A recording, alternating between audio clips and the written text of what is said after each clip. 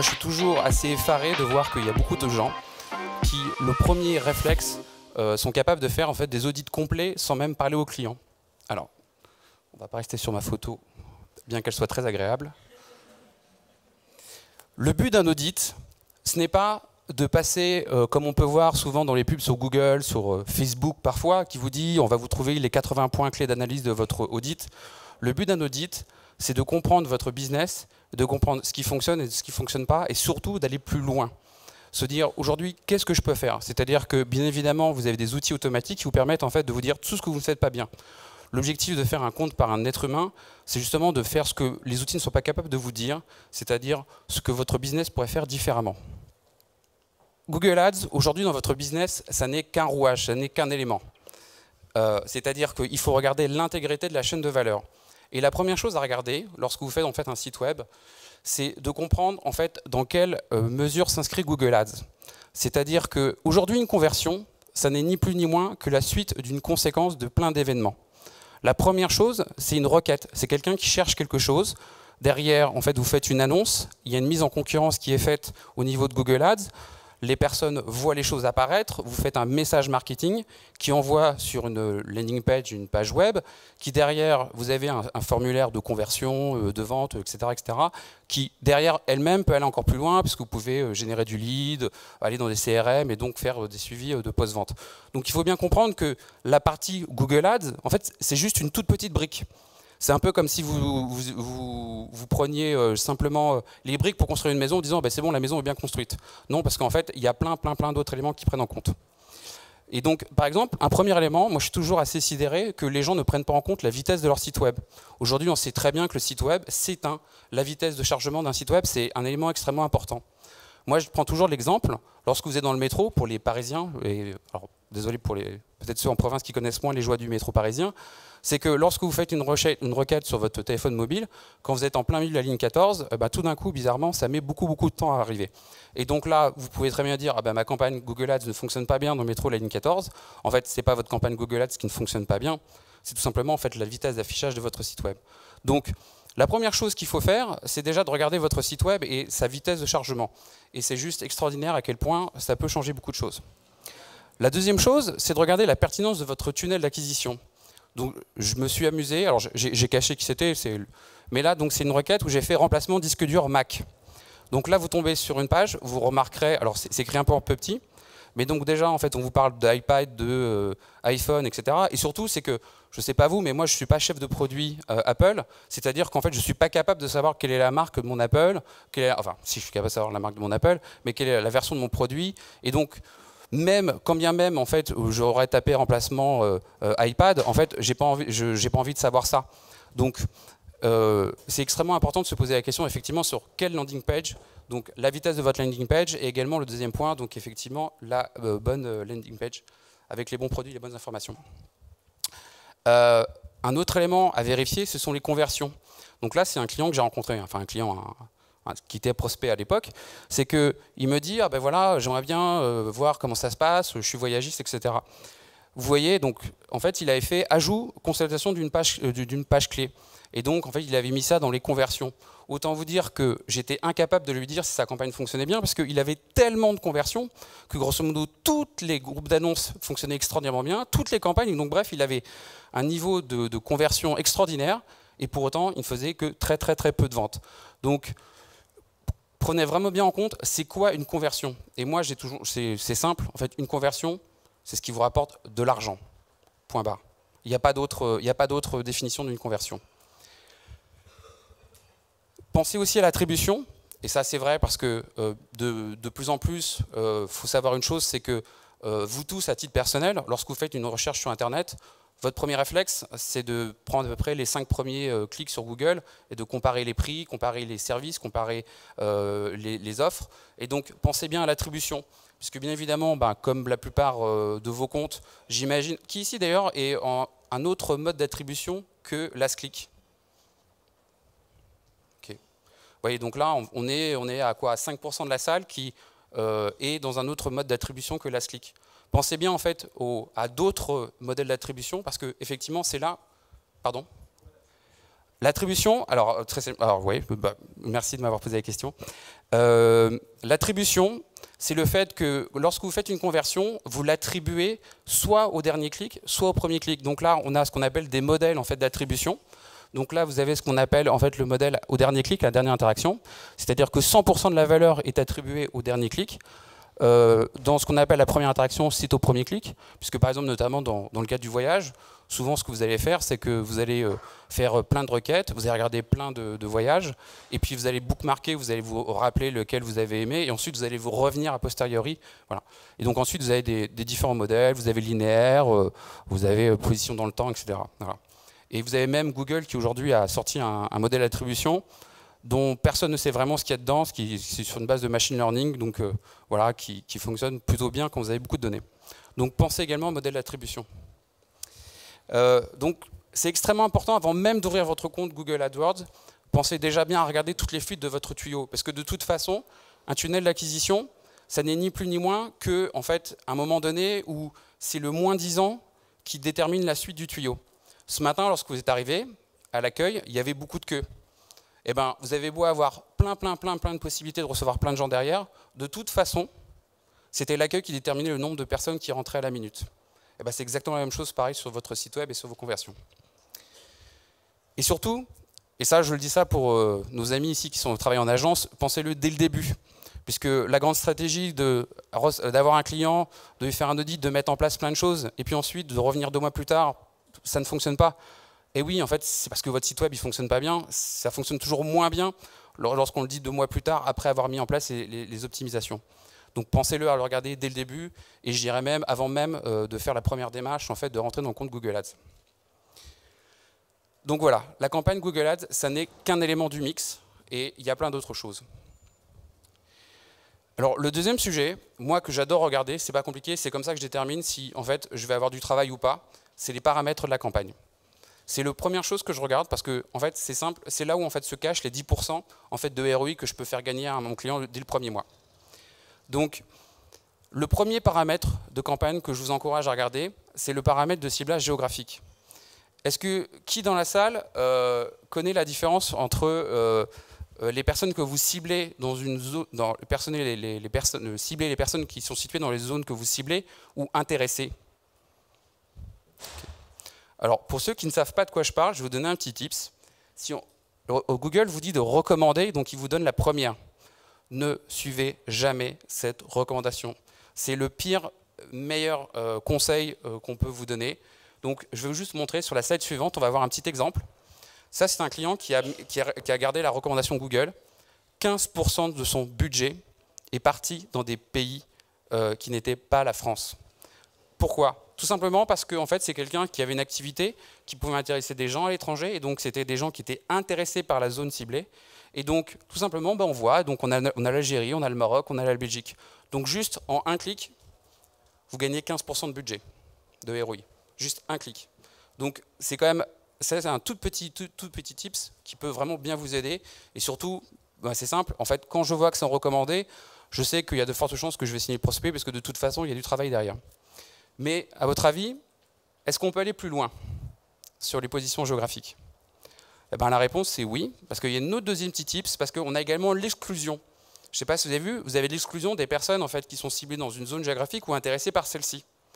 Et donc, là, c'est le cas en fait, d'un client donc, en fait, qui fait de la réservation de restauration, principalement en Ile-de-France. Et donc, lui, vous avez tous, si vous faites, en fait, vous achetez par exemple le mot-clé en large réservation au restaurant, vous avez tous forcément des gens qui en Ile-de-France vont peut-être taper réservation au restaurant Marseille. Donc, en fait, comment vous faites en fait, pour ne pas sortir sur cette requête, même si vous avez acheté en large? Tout simplement, en fait, vous excluez la zone en fait, dans laquelle vous ne voulez pas être. Ce qui fait que en fait, Google, de ce point de vue-là, il est extrêmement intelligent. En fait, il ne va pas en fait, vous faire sortir sur les requêtes. Donc vous avez deux manières de vous sortir de ce genre de requêtes. Soit vous excluez toutes les villes de France, de province, toutes les villes francophones du monde, et vous n'apparaissez pas sur ces requêtes-là, ou bien en fait, vous excluez directement les zones, ce qui est quand même un gain de temps assez important.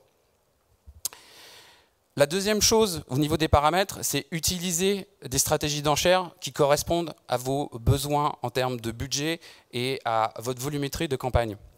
Là, c'est un exemple. C'est un client qui a un budget de 20 € par jour et qui a un CPA cible à 35 €. Juste, clairement, ça n'a pas de sens. Ça n'a aucun sens. Et par rapport aux stratégies d'enchères, en fait, il y a deux cas de figure. C'est soit vous avez des budgets, et je vous encourage à passer au CPA cible ou à des stratégies d'enchères en fait, dites de machine learning par Google, soit vous n'avez pas le budget ou vous n'avez pas le nombre de conversions. Moi, pour faire très simple, moi, ma règle, de toute façon, c'est simple, c'est en dessous de 70 conversions par mois, je ne mets pas de stratégie de machine learning. Pourquoi? Tout simplement parce que en fait, si vous prenez en fait, 70 conversions, vous le divisez par 30 jours, ça fait en moyenne à peu près 2 conversions, un peu plus par jour. Comment en fait, vous pouvez prendre une décision sur ce qui est bien ou pas bien sur 2 conversions par jour? C'est juste pas possible. Donc, choisissez vraiment les stratégies d'enchères en fait, qui correspondent à votre business et à votre activité. Ensuite, donc voilà, une bonne campagne, ça commence par des bons paramètres. Bon, je ne vous fais pas l'injure de vous donner les conseils également de choisir les bonnes zones géographiques ou les bonnes langues, même si il se trouve qu'il y a encore quelques jours, j'ai rencontré un grand quotidien français que vous avez tous lu, sur leur campagne d'abonnement. Je leur dis, mais pourquoi vous ciblez l'Algérie et le Maroc? Voilà, bah, ils ne savaient pas. Donc, regardez-le quand même de temps en temps.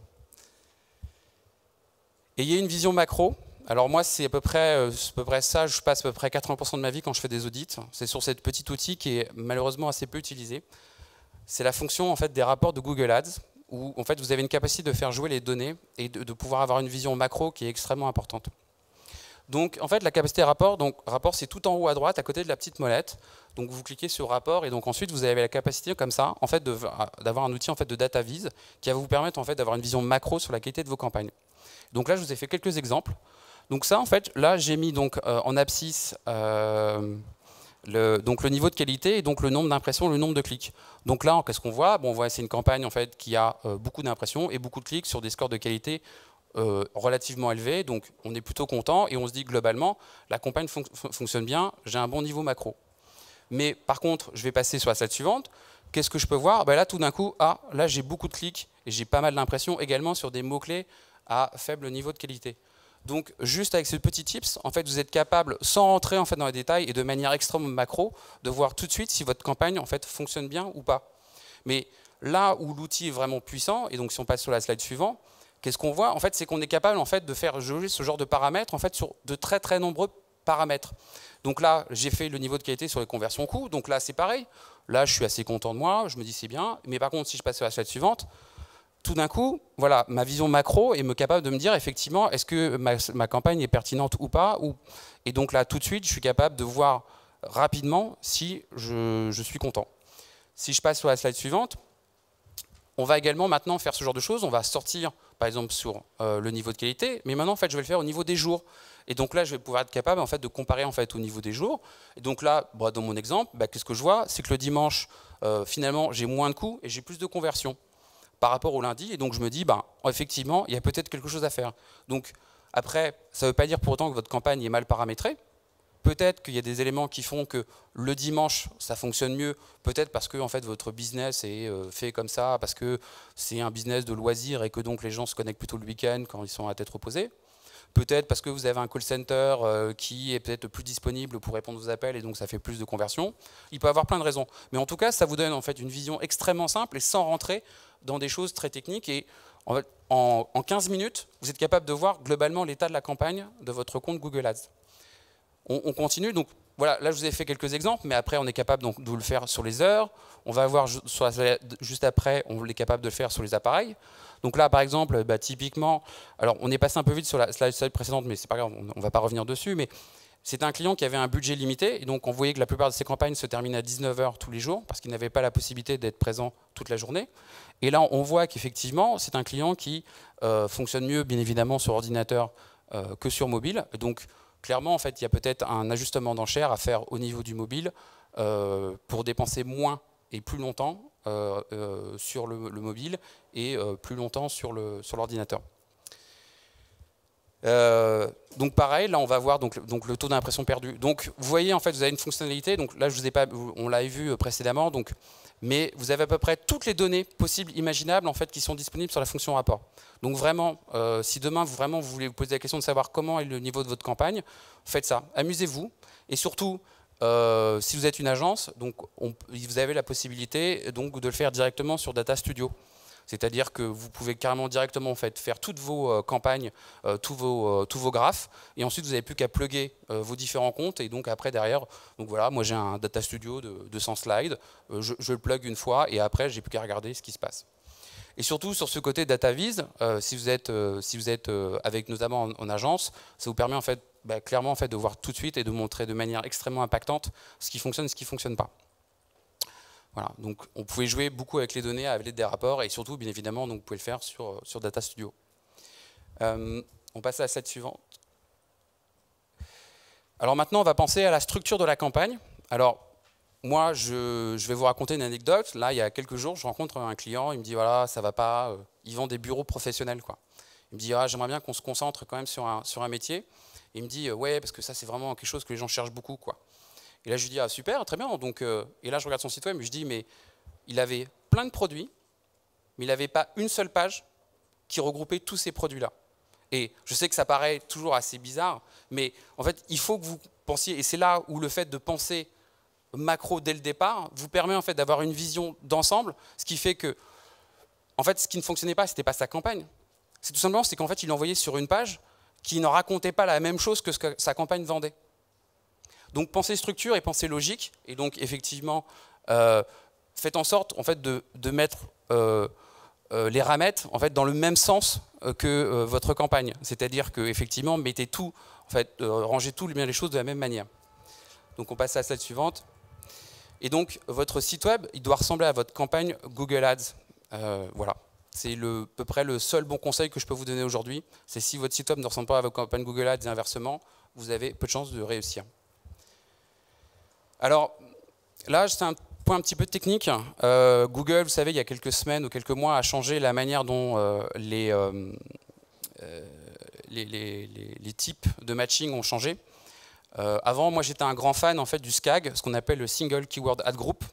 C'était une manière en fait, assez simple d'avoir des très hauts niveaux de qualité, puisqu'en fait, vous preniez en fait, juste un mot-clé que vous mettiez en fait, dans les 3 différents match types, et vous mettiez ce mot-clé en exact au niveau du titre 1, et donc vous aviez en fait une campagne parfaite, puisqu'en fait vous aviez un mot-clé, un groupe d'annonces qui faisait un mot-clé, qui faisait une annonce, et qui normalement devait renvoyer vers la bonne LP, si c'était possible. Il faut savoir qu'avec le changement de structure, aujourd'hui Google, il faut quand même reconnaître d'un point de vue d'intelligence artificielle, arrive quand même à des très très gros niveaux.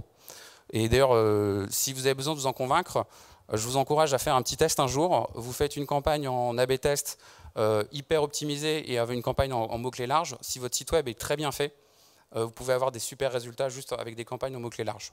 D'ailleurs, on a tous lancé des campagnes DSA qui aujourd'hui ont quand même des niveaux de qualité et des niveaux de réussite qui sont très élevés. Donc avant, moi, j'étais un grand fan en fait, donc, de cette structure en SKAG. Et c'est vrai qu'aujourd'hui, maintenant, j'ai tendance plutôt à ramasser mes ad groups en, fait, en mettant beaucoup de mots-clés. Alors ça a plusieurs raisons. La première, c'est une question en fait, de volumétrie de données. Plus vous avez de données, plus vous avez la capacité à pouvoir donner à Google la possibilité de prendre des décisions. Et puis surtout, c'est qu'en fait, aujourd'hui, clairement, en termes de niveau de qualité, en fait, ce côté de SKAG en fait, fonctionne beaucoup moins bien. Donc effectivement, voilà, c'est ce que je vous ai expliqué. Et ensuite, la dernière nouveauté qui est sortie il y a quelques mois maintenant, c'est les responsive search ads. Tout simplement, c'est que donc avant, en fait, vous mettiez juste plusieurs annonces en concurrence elles-mêmes au sein d'un groupe. Donc derrière, aujourd'hui, en fait, vous rentrez tout simplement beaucoup en fait de paramètres en fait de campagne au niveau de votre annonce. Et derrière, en fait, lui-même fait sortir directement les meilleures annonces possibles.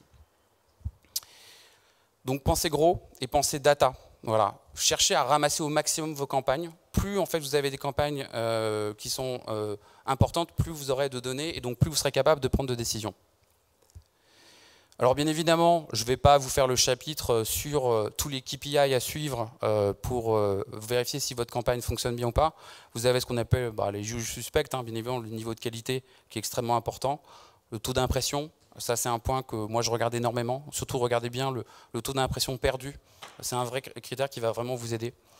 Bien évidemment, les ad copy.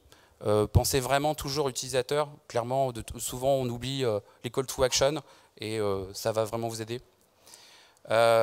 Les termes de recherche négatifs, on ne le fait jamais assez. C'est certainement la chose la plus pénible qu'on a à faire dans notre travail, mais faites-le. Faites-le toutes les semaines en fonction de votre volumétrie campagne. On ne le fait jamais, jamais, jamais, jamais assez. Ça, c'est mon input personnel. Ne faites plus de landing page. Moi, je remarque que Google, aujourd'hui, a tendance vraiment à downgrader en fait, la qualité de vos campagnes quand vous avez des landing pages. Et pourquoi? Parce que je pense que dans la philosophie de Google, c'est qu'aujourd'hui, vous devez renvoyer vers une information et que l'internaute doit être capable en fait, de fouiller et d'avoir plein d'informations au sein de votre site web. Quand vous arrivez vers une page, landing page, qui est juste avec un formulaire et un call to action, je remarque que souvent, en fait, Google déteste ça. Et puis, surtout, voilà, faites très très bien votre suivi de conversion, surtout que le suivi de conversion est devenu de plus en plus difficile. N'ayez pas peur de faire appel à des gens dont c'est le métier, des data analysts, notamment pour tout ce qui est le setup de Google Tag Manager, parce que clairement aujourd'hui c'est le gros nerf de la guerre et ça devient de plus en plus complexe. Et surtout par rapport à ces questions de modèle d'attribution, on voit bien que en fait il y a plus la possibilité maintenant d'improviser les choses en mettant juste quand on atteint une page et ben, ça fait une conversion. Faites la chasse aux erreurs. Je pense qu'on n'a jamais fini de vérifier parce qu'une campagne, on passe son temps à la CTP. Et moi, j'ai un petit trick que j'ai découvert il n'y a pas très longtemps. C'est dans la slide suivante, dans Google Editor. En fait, vous allez tout en bas dans ce qu'on appelle les règles personnalisées. Et en fait, Google vous met en un coup d'œil tout ce qui ne va pas sur votre campagne selon ses critères à lui. Ça ne veut pas dire pour autant que c'est formidable. Donc là, alors c'est vraiment écrit tout petit, mais je vous prends un seul exemple. Par exemple, il vous met toutes les annonces, toutes les campagnes où il y a moins de 4 liens annexes. Donc, c'est en un coup d'œil. Et surtout, ce qui est très bien, c'est que vous cliquez et en fait, il vous fait apparaître en fait, toutes les campagnes qui ne vont pas bien. Et donc, en fait, en 5 minutes, en fait, vous pouvez nettoyer même une campagne, même un compte qui peut avoir plusieurs centaines ou plusieurs milliers de campagnes. Vous êtes capable en fait, de le nettoyer en quelques heures très rapidement, rien qu'avec ce tips-là. Le naming de vos campagnes en dit long. Voilà. Quand j'arrive sur un compte et que toutes les campagnes, il n'y en a pas une qui est nommée pareil, c'est un petit truc. Passez du temps, surtout si vous avez des comptes complexes. Vous verrez qu'avec le temps, on gagne vraiment du temps. Notamment, ça vous permet de faire des filtres. Donc derrière, de pouvoir faire des campagnes, des rapports, de faire des optimisations, notamment avec les règles automatiques qui peuvent être très utiles. Donc passez du temps à vraiment réfléchir à la structuration de vos campagnes et au naming des campagnes. Pensez aussi aux outils payants. En fait, aujourd'hui, vous avez notamment, alors je ne devrais pas faire de pub pour l'un d'entre eux, mais vous avez WordStream qui vous permet en fait de faire des audits gratuits. Alors, le défaut de ces audits-là, c'est qu'il vous dit forcément que votre campagne n'est pas bonne, puisque son objectif à lui, c'est de vous vendre quelque chose. Par contre, il va vous donner vraiment des bons tips sur des choses qui fonctionnent et qui ne fonctionnent pas bien. Et notamment dans la capacité de calculer sur du long terme, en fait, des termes de recherche agrégés. Ça, vous allez avoir des vrais bons outils. Utilisez toutes les options. C'est bête, mais voilà, les extensions, faut vraiment pas hésiter à les utiliser un maximum. C'est vraiment extrêmement pertinent. Et c'est mon conseil. Je pense qu'aujourd'hui, le métier de Google Ads est en train de changer.